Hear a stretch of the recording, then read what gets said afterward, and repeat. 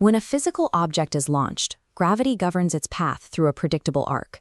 We can map its trajectory before it ever hits the ground. But when we force that same elegant geometry onto messy, real-world environmental data, the mathematical model fractures. Quadratic equations are effective predictive engines for tightly bounded physical systems. Applying them elsewhere, however, requires strict validation. To understand why, we will deconstruct the algebraic anatomy of the quadratic formula and map the internal constraints that govern its behavior. Then we will test those mechanics. We will deploy them first into a strict kinematic system where they thrive, and finally into a purely empirical dataset to find exactly where they break. Knowing how to calculate a formula is a baseline skill. An engineer must know the exact moment a mathematical model stops representing physical reality. A quadratic model's ability to predict a physical outcome relies entirely on the behavior of its roots. If we separate the standard quadratic formula into plus and minus components, we derive the sum of those roots. Adding them, complex terms cancel, leaving a constant, negative b over a. We can derive the product of the roots using the exact same expansion.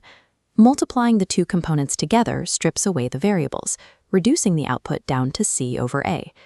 These constants give us the shape, but they do not guarantee the roots actually exist. That is dictated by the discriminant, b squared minus 4ac inside the square root, which acts as the engine defining whether a system has real solutions. This number line maps a parameter space. For two separate physical systems to require real roots, their discriminants must both be greater than 0. Let's evaluate a system where m squared minus 16 is greater than 0, and n squared minus 4 is greater than 0. Solving the first constraint gives set m. The parameter must exist outside the bounds of -4 and 4. The second constraint yields set n, requiring its parameter to strictly exist outside the bounds of -2 and 2. By intersecting these sets, we isolate the universal parameter space. Because set m is entirely a subset of set n, both physical systems can only operate simultaneously if we draw our values from outside -4 and 4. Before a quadratic is ever plotted on a graph, its internal algebraic constraints strictly define the boundaries of its geometric reality. When we transition from pure algebra to spatial systems, equating two distinct functions reveals the exact boundaries where they collide. This coordinate plane displays two intersecting physical boundaries modeled as curves. Curve C1 is defined by x squared minus 6x, and curve C2 is a steeper downward-facing parabola at -2x squared plus 12x. To find where these systems interact, we set C1 equal to C2. Combining the terms simplifies the geometry down to a single equation, 3x squared minus 18x equals 0. Factoring this yields our intersection roots at x equals 0 and x equals 6. Connecting these two geometric roots gives us an axis of intersection, which we will call line L. In this case, it perfectly aligns with the x-axis, where y equals 0. Identifying this intersection axis gives us a lever to mathematically reflect and invert complex quadratic surfaces. By reflecting curve C1 across line L, we flip its algebraic coefficients. The original equation simply negates, mapping a new downward-facing curve C1' at -x squared plus 6x. We can apply the exact same logic to curve C2. Folding it across the axis generates C2', inverting its physical orientation to 2x squared minus 12x. By mastering the behavior of roots and intersection matrices, entire spatial systems can be perfectly mirrored and manipulated through basic coefficient inversions. This algebraic precision thrives in applied kinematics. When governed by a constant secondary rate of change, like gravity, quadratics reliably track the resulting trajectory. Consider a sniper firing a projectile at a target that is moving horizontally at a constant altitude of 1,600 feet. This spatial graph plots the target's flight path as a horizontal constraint. We overlay the bullet's vertical trajectory, which is governed by gravity and its initial velocity, using the displacement equation, y equals 400t minus 16t squared. To find the exact moment of intersection, we equate the bullet's vertical position to the target's constant altitude of 1,600.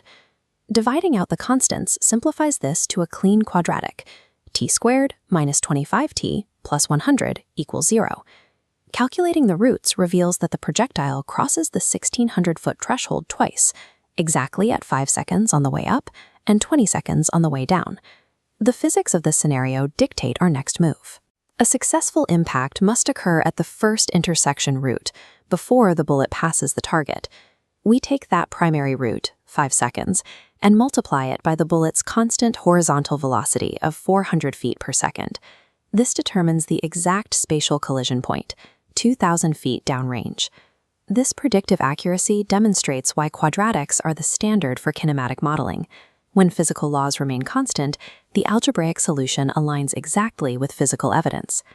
However, that alignment vanishes when we pivot to data science. If we force a quadratic model onto empirical, uncontrolled environmental variables, the logic collapses. This scatter plot records diurnal temperature shifts over a 12-hour period.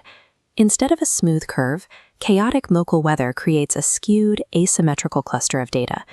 If an analyst forces a theoretical quadratic fit, they arrive at negative 0.4x squared plus 5x plus 25. We can test the validity of this model by setting a critical safety parameter. We want to predict exactly when the temperature will exceed a dangerous threshold of 40 degrees Celsius. We map this by setting the function greater than 40.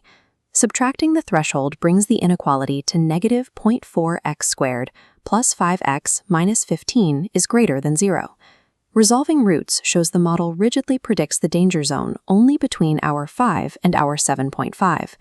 Now we compare that mathematical guarantee against the reality of the raw data. The model fails completely.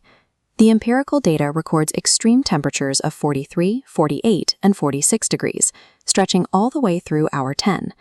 The curve was mathematically correct, but practically useless. This happens because a parabola mandates absolute geometric symmetry around its vertex. Local weather patterns are chaotic and asymmetric. They do not care about the rules of algebra. Treating an empirical curve fit with the same trust we give to a physical kinematic law is a catastrophic error. This split screen compares two distinct approaches to mathematics. One maps a constant law of physics. The other attempts to impose order on chaos. Mathematical perfection is not the same thing as empirical truth. Rigid geometry cannot tame unpredictable variables. To accurately map this environment, we have to abandon the parabola entirely. Instead, we use piecewise linear equations. Two simple intersecting linear boundaries, defined by 3x plus 25 and negative 3x plus 67, track the asymmetrical rise and fall of the temperature cluster far more accurately than one continuous curve. Never force a predetermined geometric shape onto a chaotic dataset. Let the reality of the raw data dictate your mathematical architecture.